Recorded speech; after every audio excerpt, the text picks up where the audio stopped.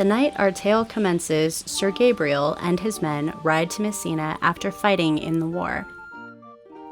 The Sir had lost few men of any sort and none of name. Bringing home full numbers makes the victory twice itself, and such was partly achieved with aid from a young Florentine called Newton, whom Sir Gabriel hath bestowed much honour upon. Newton hath borne himself beyond the promise of his age, doing, in the figure of a lamb, the feats of a lion.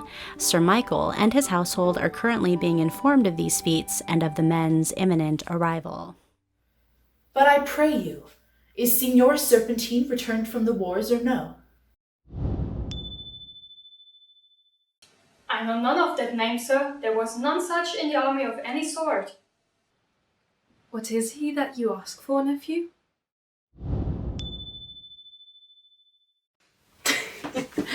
My cousin means Signor Crowley of Padua.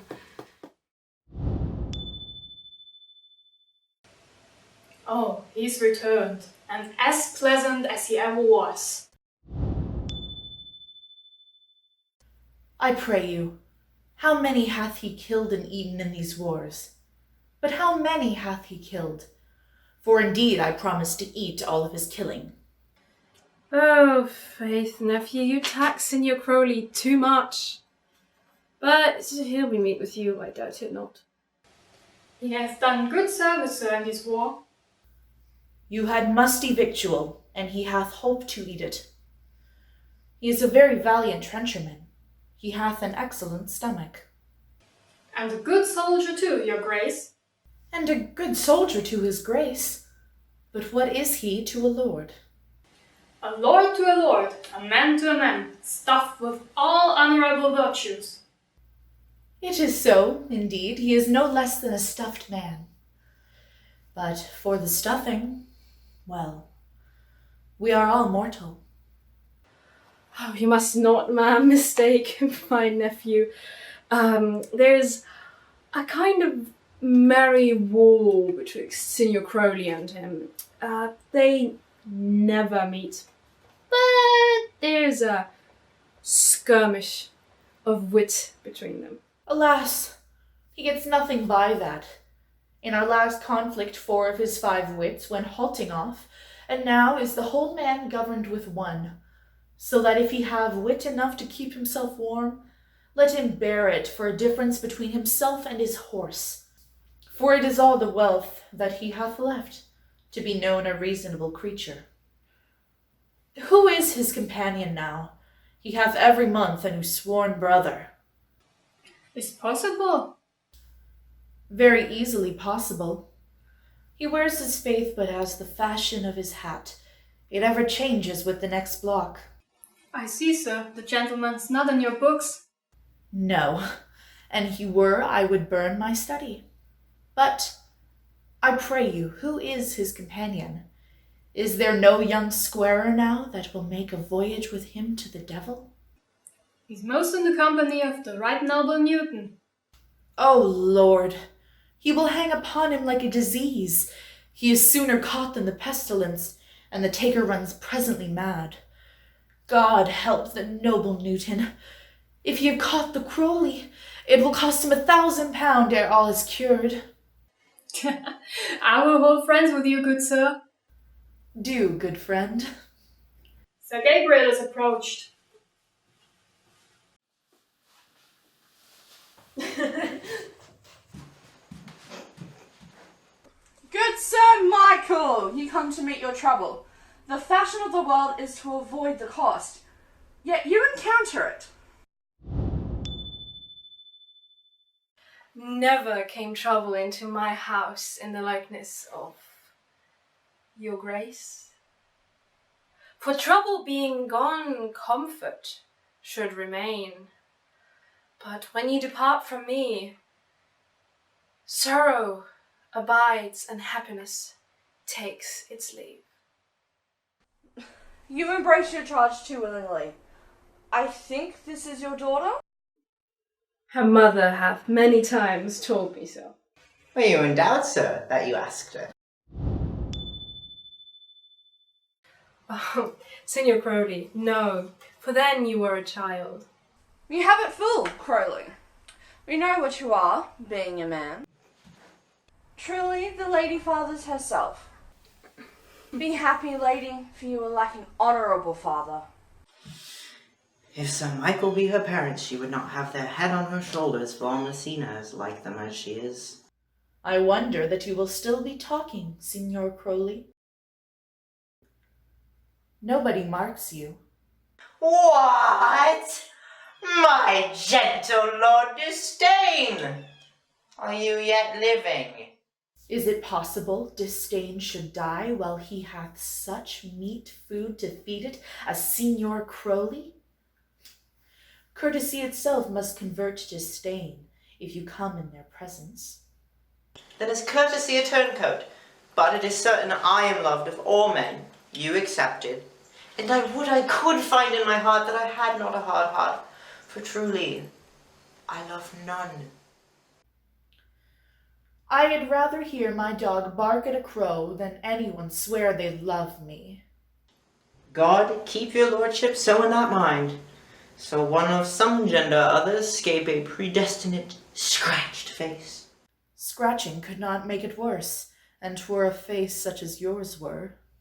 Well, you are a rare parrot teacher. A bird of my tongue is better than a beast of yours. I would my horse had the speed of your tongue, and so good a continuer.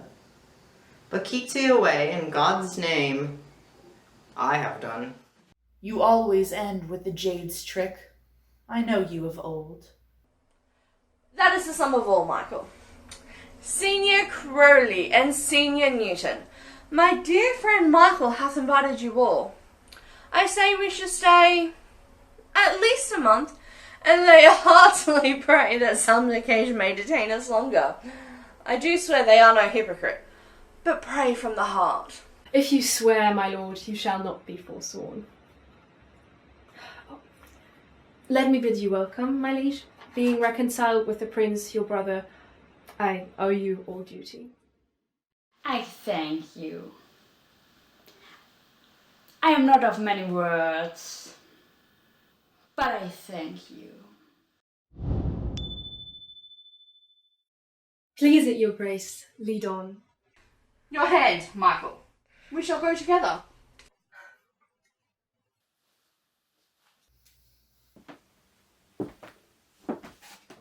Crowley, didst thou know the daughter of Sir Michael? I noted her not, but I looked on her. Is she not a modest young lady? Do you question me as an honest man should, for my simple true opinion? Or would you have me speak after my custom, as being a professed tyrant to any sex? No, I pray thee. Speak in sober judgment. Why, if faith, methinks she's too low for high praise, too brown for fair praise, and too little for great praise. Only this commendation I can afford her, that were she other than she is, she were unhandsome, and being no other but as she is, I do not like her. Thou thinkst I'm in sport. I pray thee. Tell me truly how thou likest her. Would you buy her, that you inquire after her? Can the world buy such a jewel? Yeah, and a case to put it into. But tell me, say you this with a sad brow, or do you play the flouting jack to tell us Cupid is a good hair finder and Vulcan a rare carpenter? Come, and what key shall a man take you to go in the song? In mine eyes, she is the sweetest lady that ever I looked on. I can see yet, without spectacles, and I see no such matter. There's her cousin, and were he not possessed of fury, exceeds her as much in beauty as the 1st of May doth the last of December. But I hope you have no intent to turn husband, do you? I would scarce trust myself, though I had sworn the contrary. If another man would be my wife. Is come to this. In faith hath the world one man, but he will wear his cap with suspicion. Shall I never see a bachelor of 80 again? Go to in faith that will need thrust thy neck into a yoke, where the print of it and sigh away Sundays. Look, Sir Gabriel is returned to seek you. What secret hath held you here, that you follow not to Michael's? I would your grace would constrain me to tell. I charge thee on thy allegiance. You hear, Count Newton, I can be as secret as a dumb man. I'd have you think so, but on my allegiance, mark, on my allegiance. He is in love. With who? Now that is your grace's part. Mark how short his answer is. With Anathema, Michael's lone daughter. If this were so, so were it uttered. Like the old tale, my lord. It is not so. 'Twas not so. And God forbid it should be so. If my passion change not shortly, God forbid it should be otherwise. Amen, if you love her, for the lady is very well and worthy. That I love her, I feel. That she is worthy, I know. That I neither feel how she should be loved nor know how she should be worthy is the opinion that fire cannot melt out of me. I will die in it at the stake. Thou wast ever an obstinate heretic in the despite of beauty. And never could maintain his part, but in the force of his will. That a woman conceived me, I thank her. That men of both sexes brought me up, I likewise give most humble thanks. But that I will have a recheat winded in my forehead, or hang my bugle in some invisible baldric, those of all genders shall pardon me. Because I will not do them the wrong to mistrust any. I will do myself the right to trust none, and the finance, for which I may go the finer. I will live a bachelor. I shall see you. I discorporate. Thou look pale with love. With anger, with sickness, or with hunger, my lord, not with love. Prove that ever I lose more blood to love than I can get again with drinking. Pluck out mine eyes with the ballad maker's pen and hang me at the brothel house for the sign of blind Cupid. Well, if thou ever dost saunter vaguely from that fate, you will prove a notable argument. As time will tell. In time, the savage bull doth bear the yoke. The savage bull may, but if ever the sensible Crowley bear it, pluck off the bull's horns and set them in my forehead, and let me be vilely painted, and in such great letters as they write, here is good horse to hire. Let them signify under my sign, here you may see Crowley, the married man. If this should ever happen, thou wouldst be horn mad. Nay, if Cupid hath not emptied his quiver in Venice, thou wilt quake for this shortly. I look for an earthquake too, then. Well, you temporize the hours. But, good Senior Crowley, repair to Michael's and commend me to them, and tell them I will not fail them at supper, for they have made great preparation. I have almost matter enough in me for such an embassage, and so I commit you To the tuition of God from my house, if I had it. The 6th of July, your loving friend, Crawley. Nay, mock not, mock not. The body of your discourse is sometimes guarded with fragments, and the gods are slightly basted on either end. Ere you flout old ends any further, examine your conscience. And so, I leave you. My liege, your highness now may do me good. My love is thine to teach, but teach it how? Thou shalt see how apt it is to learn any hard lesson that do you good. Have Michael any son, my lord? No child but anathema. She is their only heir. Dost thou affect her, Newton? Oh, my lord, I do. If thou dost love anathema, cherish it. And I will break with her, and her parent, and thou shalt have her. Wasn't that not the reason thou beganst to twist so fine a story?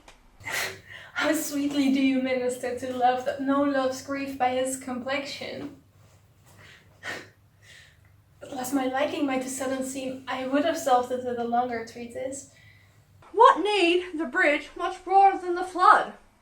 The fairest grant is the necessity. Look, what will serve is fit, and I will grant thee with thy remedy.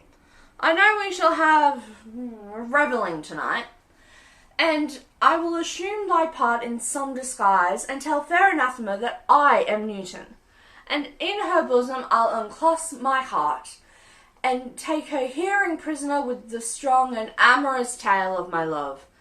And then after I will to her parent, and in conclusion she shall be thine. In practice, let us put it presently.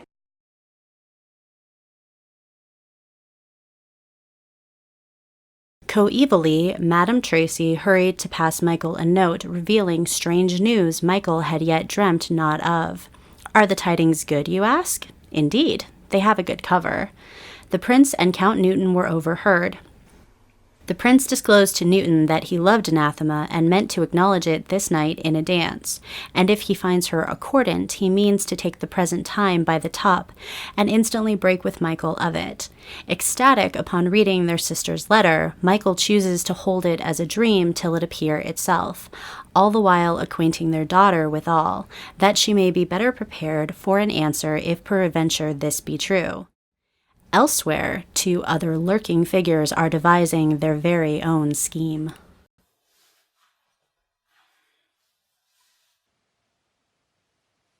What a good year, my liege. Why are you thus out of measure sad? There's no measure. No occasion as breeds. Therefore the sadness is without limit. You should hear reason. And when I have heard it, what blessing brings it? If not a present remedy, at least a patient sufferance. Can you make no use of your discontent? I make all use of it, for I use it only. Who comes here? What news, Nanny? I came yonder from a great supper. The prince, your brother, is royally entertained by Michael, and I can give you news of an intended marriage.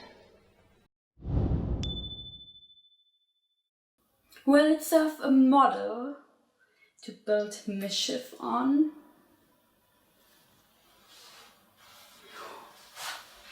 What is he for a fool that betrusts himself to unquietness?